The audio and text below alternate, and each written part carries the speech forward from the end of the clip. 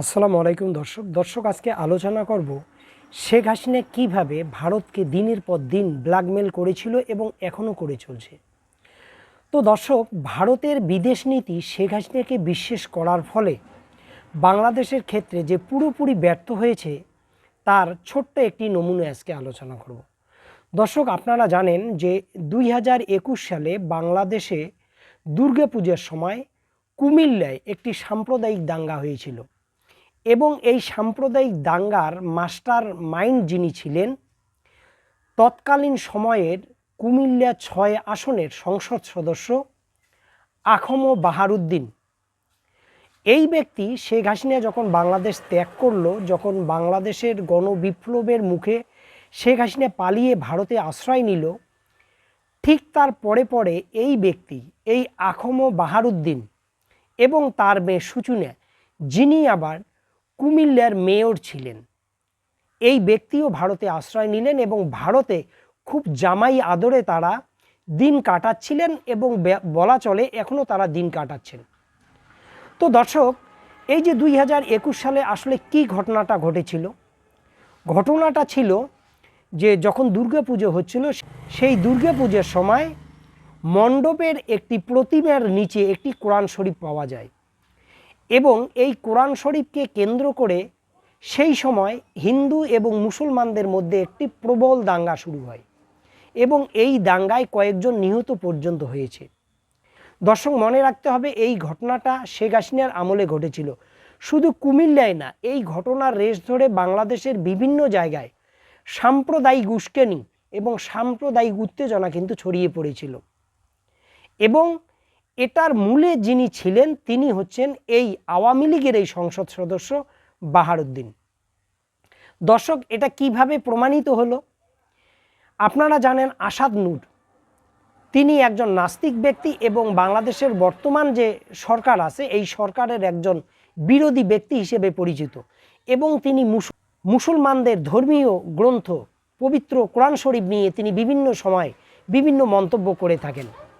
তিনি একটি সাক্ষাৎকারে, আপনারা জানেন ভারতের একটা বাংলা ইউটিউব চ্যানেল আরামবাগ টিভিতে তিনি একটি সাক্ষাৎকার দিয়েছেন এবং সেখানে এই আখম বাহারের কুকীর্তি তিনি বিস্তারিত আলোচনা করেছেন। এই ব্যক্তিরা আওয়ামী লীগের ছত্রছায়া এবং আওয়ামী লীগের পোশাক পরে বাংলাদেশে যে সাম্প্রদায়িক দাঙ্গাগুলো হতো তার নেপথ্যে যে কাজ করত, সেটা এই ঘটনার থেকেই কিন্তু মোটামুটি পরিষ্কার। তো দর্শক, কেন বাহারুদ্দিন এই ঘটনা ঘটিয়েছিলেন? কারণ হচ্ছে, আপনারা জানেন 2014 সাল থেকে 2024 পর্যন্ত বাংলাদেশে কোনো প্রকৃত অর্থে কোনো নির্বাচন হতো না। 2014 যে নির্বাচন, এটা বিতর্কিত নির্বাচন, এটি বিনা প্রতিদ্বন্দ্বিতায় অসংখ্য এমপি, প্রায় অর্ধেকের বেশি এমপি আওয়ামী লীগের জিতেছিল এবং তার মধ্যে এই আখম বাহারও ছিলেন। 2018-তে নির্বাচন হয়েছিল দিনের নির্বাচন রাত্রে, ফলে প্রকৃত অর্থে আওয়ামী লীগকে কোনো রাজনৈতিক প্রতিপক্ষের মুখোমুখি কিন্তু হতে হয়নি। আর এটা না হওয়ার কারণে এই আখম বাহারুদ্দিনরা সেখানকার একেবারে বস হয়ে উঠেছিলেন। মানুষের ভোটে যেহেতু তারা নির্বাচিত হতেন না, ফলে মানুষের চাওয়া পাওয়ার কোনো তারা ধারতেন না। কিন্তু ওই যে একটা কথা আছে, আওয়ামী লীগ হচ্ছে 71-এর মুক্তিযুদ্ধের পক্ষের শক্তি, আওয়ামী লীগ হচ্ছে হিন্দুদের বন্ধু একটি সরকার, এই একটি অজুহাত দেখিয়ে তারা কিন্তু তাদের হিন্দু প্রীতি জাহির করার চেষ্টা করত। তারা মুক্তিযুদ্ধ এবং মুক্তিযুদ্ধের পক্ষের শক্তি, তো এইটা বলেই ক্ষমতায় থাকার চেষ্টা করত। কিন্তু কুমিল্লার যারা হিন্দু সম্প্রদায়ের মানুষ, কুমিল্লা তো বটেই, সারা বাংলাদেশের হিন্দু সম্প্রদায়ের মানুষ, তারা কিন্তু জানতো যে আওয়ামী লীগ আসলে কি করতে চাচ্ছে। আওয়ামী লীগ আসলে এই 71 এবং মুক্তিযুদ্ধকে ব্যবহার করে বাংলাদেশের গণতন্ত্রকে যে হত্যা করেছে, তারা যে বাংলাদেশের গণতন্ত্রের গণশত্রুতে পরিণত হয়েছে, এটা কিন্তু সেখানকার মুসলমানরা তো জানতোই, হিন্দুরাও কিন্তু জানতো।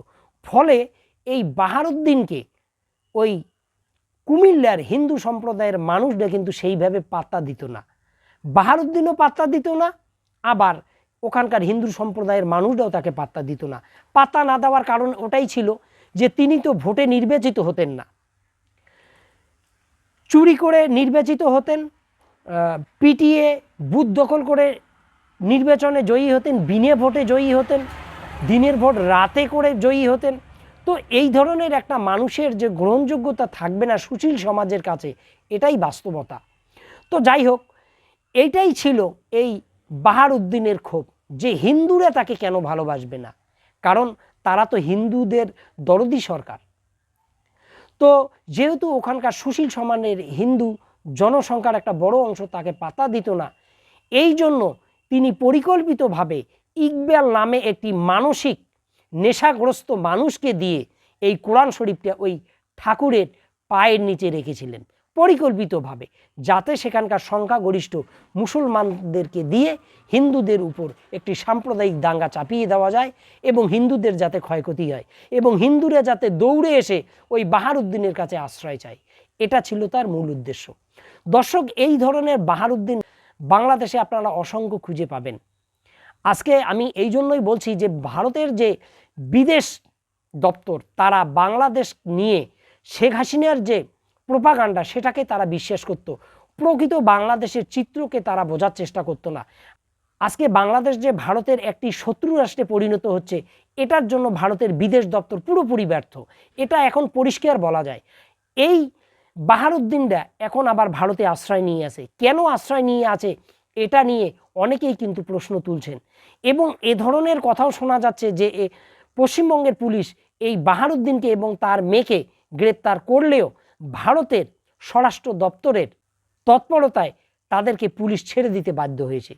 তো দর্শক, এই ধরনের মানুষকে, বর্ণচোরা মানুষকে যদি ভারতের বিদেশ দপ্তর, ভারতের বিদেশ নিয়ে যারা কাজ করেন তারা যদি চিনতে না পারেন, তাহলে কিন্তু ভারতের জন্য প্রতিবেশী দেশগুলোর সঙ্গে থাকা কঠিন হয়ে যাবে।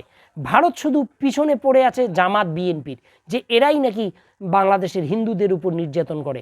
আজকে বাংলাদেশে অন্তর্বর্তীকালীন সরকারের বিরুদ্ধে এত কথা বলা হচ্ছে, আসলে প্রকৃত অর্থে কি সত্যি সেখানে হিন্দুরা নির্যাতিত হচ্ছে, নাকি আওয়ামী লীগের আমলেই পরিকল্পিতভাবে হিন্দুরা নির্যাতনের শিকার হতো? এটার কয়েকটা উদাহরণ আপনাদের দেই।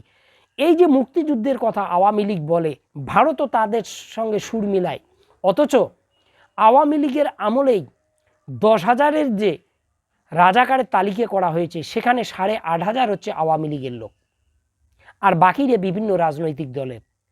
তো এই বলে বলে তারা ভারতের আনুকূল্য পাওয়ার চেষ্টা করে ক্ষমতায় ছিল, কিন্তু প্রকৃত অর্থে কি তারা কোনো কাজ করেছিল হিন্দুদের পক্ষে?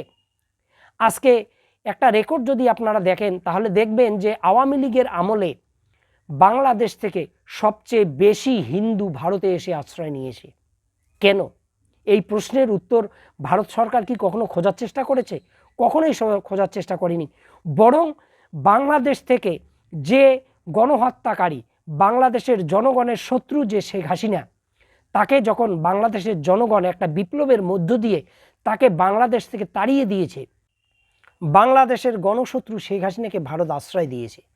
বাংলাদেশ বারবার তাকে বাংলাদেশে ফিরিয়ে যাচ্ছে, ভারত তাকে ফিরিয়ে দিচ্ছে না।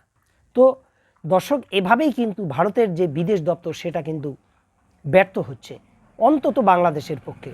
তো দর্শক, এই বিষয়ে আপনাদের কি মতামত অবশ্যই কমেন্টে লিখবেন। ভালো থাকুন, সুস্থ থাকুন, আল্লাহ হাফেজ।